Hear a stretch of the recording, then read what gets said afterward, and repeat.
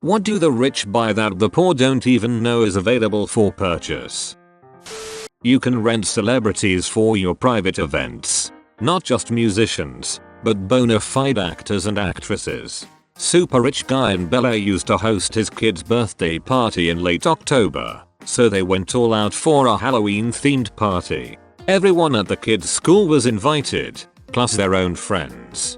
Each year they'd hire some fantastic athlete to appear at the event. One year it was Tony Hawk, another year it was some Olympic gold medal gymnastic winners. The one that threw me was when they hired Demi Moore, Anthony Kiedis and Benicio del Toro to be guests at the party, to hang out and pretend they were friends with the kid.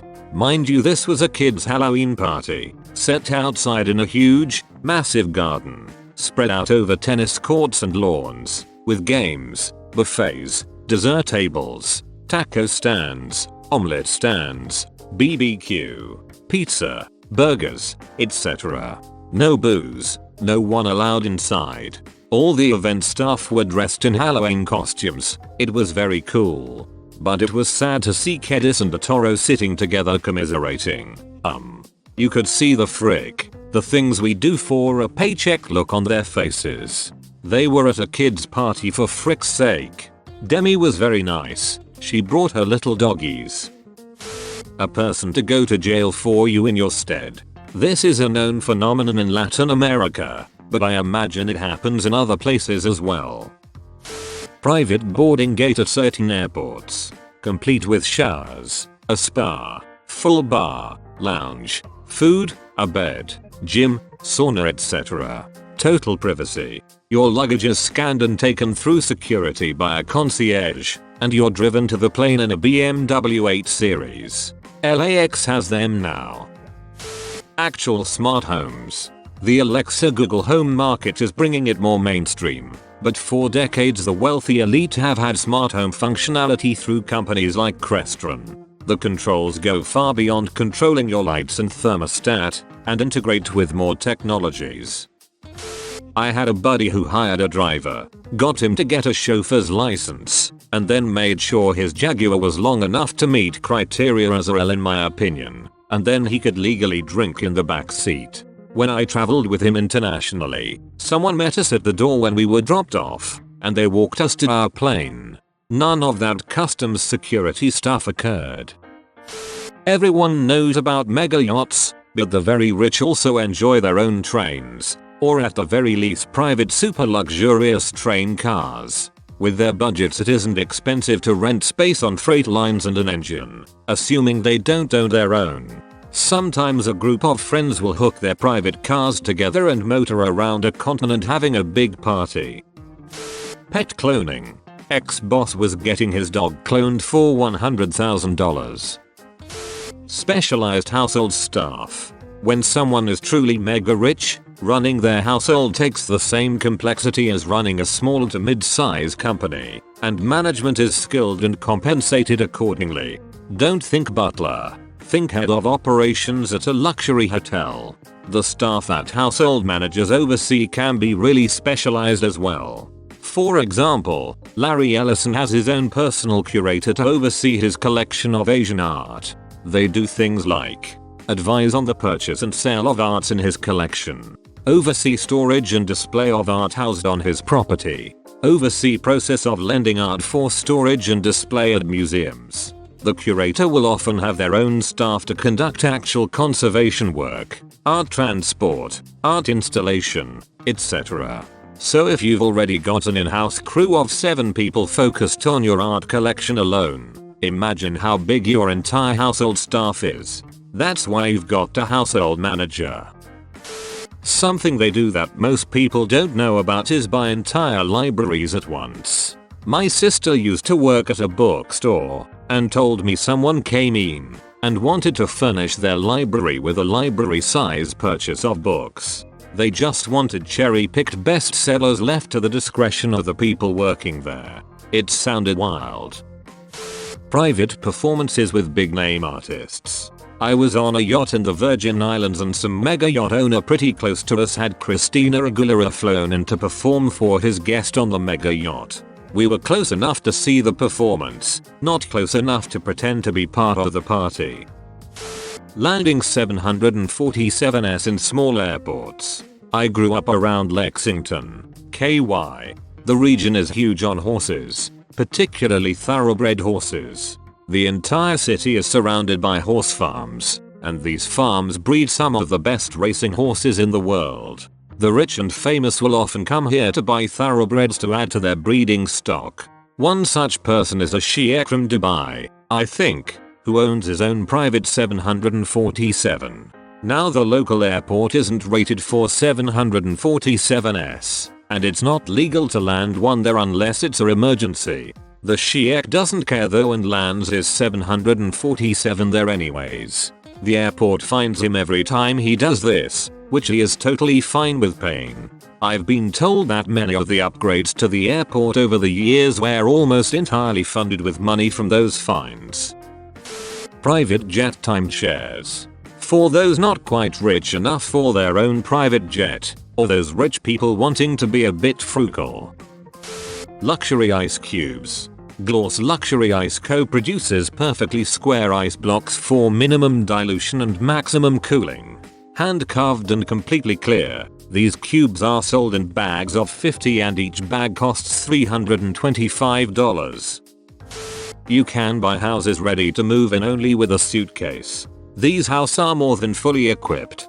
Everything is already there, like the whole furniture, glasses, knives, forks, spoons, tissues and toilet paper, towels, toys and games for the children, etc.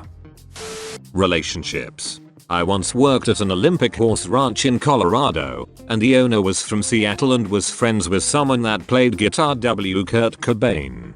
Then talking to one of the riders, they had been to a party over the weekend that Mark Zuckerberg was at. That's when it hit me, when you're rich, you just know everyone, or know someone that knows them. 6 degrees of separation is only for the masses. The elites is closer to 2 or 1. Unique items. Occasionally you see in the news stuff like hat used in some popular movie auctioned for $80,000 inches or 5,000-year-old Egyptian statue auctioned for $2 million inches, and I think, what kind of auction do you even go to buy that kind of thing?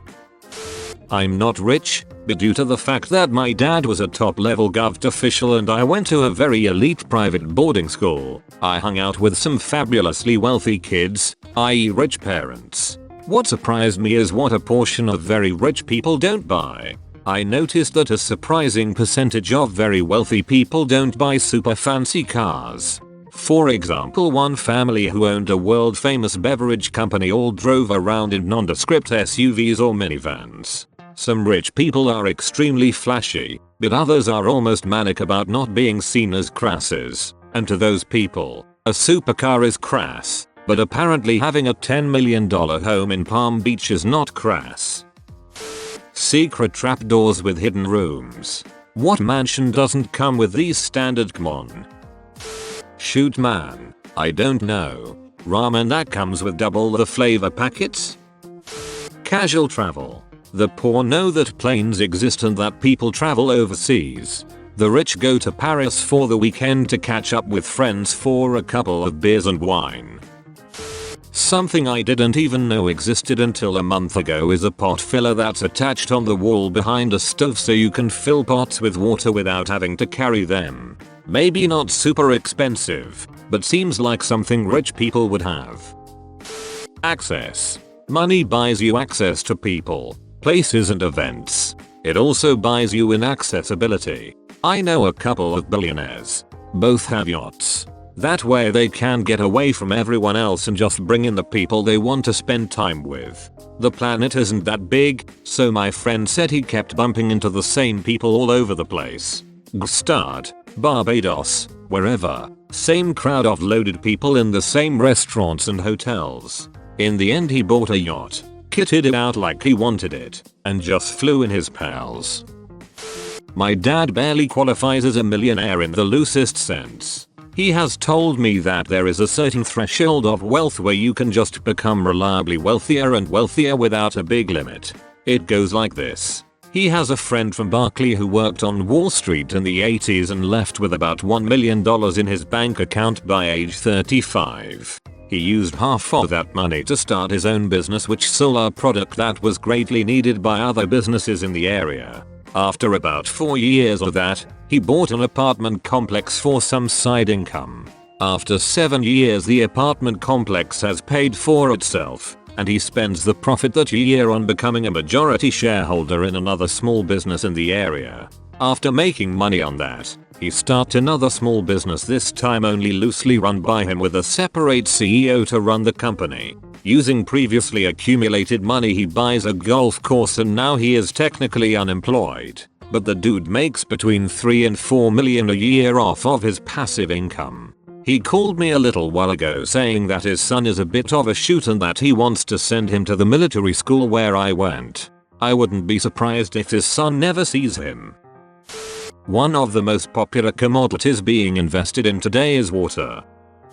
For most people, a car is a depreciating asset. From the moment you buy it, it starts to go down in value.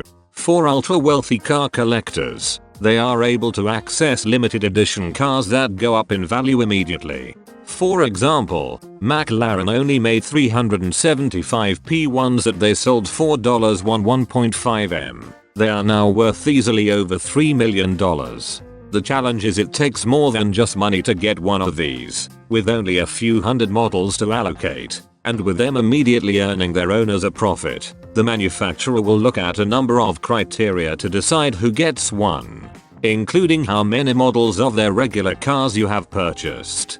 If are offered a Ferrari LaFerrari Aperta $4 2.2M, you probably own 5 plus other Ferraris and you just bought a pair of matching Portofinos for your twins who are going off to college. In the USA, certain states, 32, allow you to deposit funds or post a bond in lieu of car insurance. It varies from state in the amount, from $25,000 to $127,000. I remember first reading about this in the booklets from the DMV.